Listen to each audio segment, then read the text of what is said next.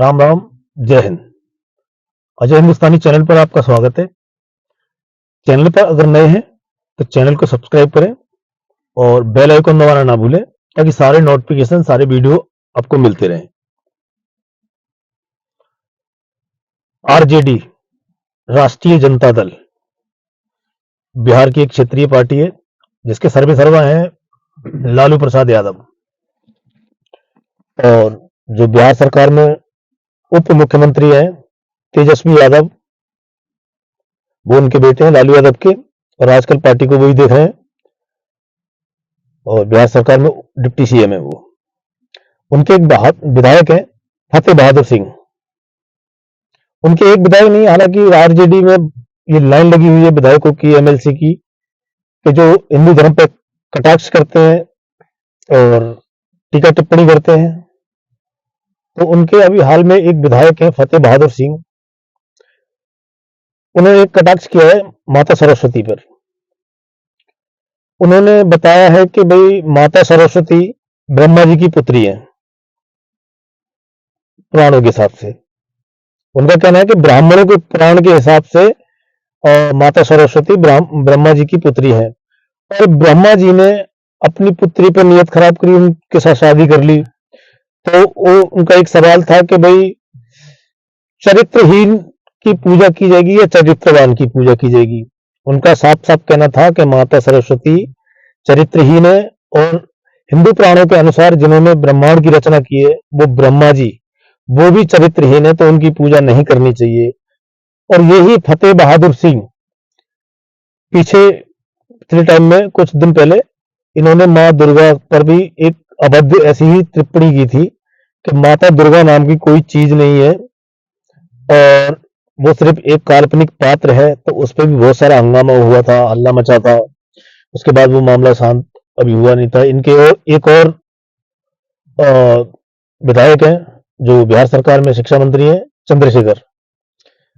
उन्होंने रामचरितमानस को समाज में विद्वेष पैदा करने वाला, समाज को बांटने वाला, और वो सब करार दिया था कि ये पुस्तक सही नहीं है और ये समाज को बांटती है और विद्वेष पैदा करती है लोगों में। तो एक ना होड़ लगी हुई है, खासकर आरजेडी के जो एमएलए हैं और जो उनके एमएलसी हैं। और उन्होंने हवाला दिया है फतेह बहादुर सिंह ने कि ये जो मैं कह रहा हूं ये मेरे अपने बोल नहीं है, ये एक संत कबीर के बोल हैं और ये मेरे अपने बोल नहीं है। और यही बात आरजेडी के जो प्रवक्ता है, उनका नाम मनोज झा, उन्होंने भी ये बोला है कि भाई ये आजादी है बोलने की, फ्रीडम ऑफ स्पीच। तो भाई साहब आपसे एक रिक्वेस्ट है, फ्रीडम ऑफ स्पीच आपको है, ठीक है, हर किसी को फ्रीडम ऑफ स्पीच, बोलने की आजादी। तो कभी मोहम्मद साहब पर बोल के दिखाओ, फ्रीडम ऑफ स्पीच तो आपको है ना। फिर तो कुरान पे भी कभी बोल के दिखाओ, क्योंकि आप सिर्फ अब जैसे आप कभी बोलो कि हम अपने धर्म हिंदू हैं, तो हम अपने धर्म पे ही बोल सकते हैं, दूसरे पे नहीं बोल सकते। तो आप राजनीति सिर्फ हिंदुओं की नहीं करते हैं, आप मुसलमानों की भी राजनीति करते हैं, सिखों की भी करते हैं, क्रिश्चियंस की भी करते हैं, आप सबका प्रतिनिधित्व करते हैं। तो आप उन पर भी बोल के दिखाओ। कमियां निकालना तो किसी में भी कमी निकाल दी जाएगी, हमको किसी में कमी निकालें। पर अगर ये जो जो लोग हैं आरजेडी के, ये कमी निकालने तो ठीक है, आप हिंदू धर्म ग्रंथों में या हिंदू देवी देवता में कमी निकाल रहे हो, कोई बात नहीं।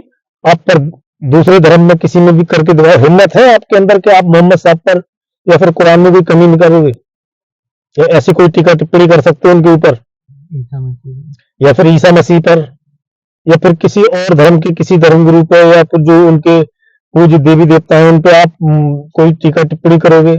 भाई साहब उससे पहले तो आपका सर तन से जुदा का मैसेज आ जाएगा आपके पास। और मनोज झा जो अपने आप को बुद्धिजीवी कहता है, मेरी नजर में वो बुद्धिजीवी है, वो एक नंबर का बुद्धिजीवी है। उसको पता ही नहीं, वो कबीर को आगे रख के बोल रहा है। कबीर के टाइम में क्या था क्या नहीं था वो भगवान जाने, हमें नहीं पता, वो बहुत पहले की बात है। ठीक है, हिस्ट्री में लिखा है, किताबों में लिखा हुआ है, तो बहुत कुछ लिखा हुआ है किताबों में भी। और वो पिछली बार फतेह बहादुर ने बयान दिया था कि माँ दुर्गा अगर थी, उन्होंने राक्षसों को मारा था, फिर वो हमारा देश पर गुलाम कैसे हो गया, चंद अंग्रेज आए थे, उन्होंने हमारे ऊपर कब्जा कर लिया, माँ दुर्गा ने उनको क्यों नहीं मारा? अरे जब तेरे जैसे लोग यहाँ पर थे इसीलिए हम गुलाम हुए थे। फतेह बहादुर जैसे लोगों के चक्कर में ही ये देश गुलाम हुआ है।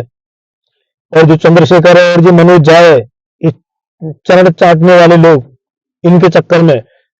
और बिहार में तो स्थिति इतनी खराब है कि कल एक वीडियो वायरल हो रहा था, वहां पर जेडीयू के एक एमएलए है गोपाल मंडल, उनका एक वीडियो वायरल था कि वहां पर एक ट्रक ने एक रेडी वाले को कुचल दिया था और वो काफी दूर तक उसको खींचता हुआ घसीटता हुआ ले गया था।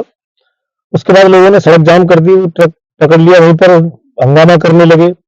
तो जो जेडीयू के एमएलए है वो वहां पर आए और उन्होंने एक आदमी को, उसको बताया जाता है कि वो जिसकी दुर्घटना में मृत्यु हुई है उसी का कोई रिश्तेदार या उसकी फैमिली का कोई मेंबर था, उसको थप्पड़ मार दिया और बाद में बड़ी चालाकी से सफाई दे रहे थे कि वो मेरा खुद का आदमी था और वो मुझे बात नहीं करने दे रहा था। और उसके बोल गोपाल मंडल की ये थे, पब्लिक डिमांड कर रही थी कि पहले डीएम साहब को बुलाया जाए तब हम रोड खाली करेंगे।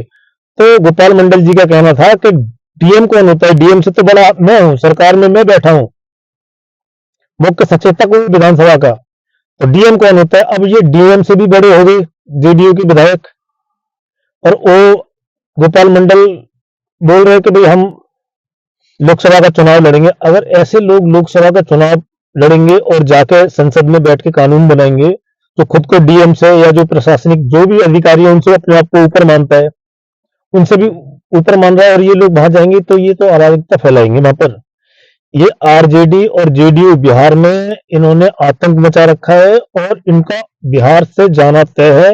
और 2025 के इलेक्शन में जेडीयू और आरजेडी की विदाई तय है। ये जो इन्होंने आतंक मचाया हुआ है जो वहां पर बिहार में, बिहार की जनता सब जानती है, बहुत समझदार जनता है और वो इनकी विदाई तय करेगी। इस बात का जवाब फतेह बहादुर सिंह को जनता देगी बिहार की, जो वहां पर कोई 85% हिंदू है, वो इनको जवाब देगा। इनको तब जवाब मिलेगा 2025 के इलेक्शन में जाएंगे या 2024 के आम चुनाव में जब ये जाएंगे तो किस मुंह से वोट मांगेंगे। खाली अल्पसंख्यक समुदाय के वोट लेके आप सरकार में आ जाओगे, सत्ता में आ जाओगे क्या? चाहे बिहार में भी नहीं आ सकते ना दिल्ली में भी आ सकते। जय हिंद, जय भारत। आज के लिए इतना ही।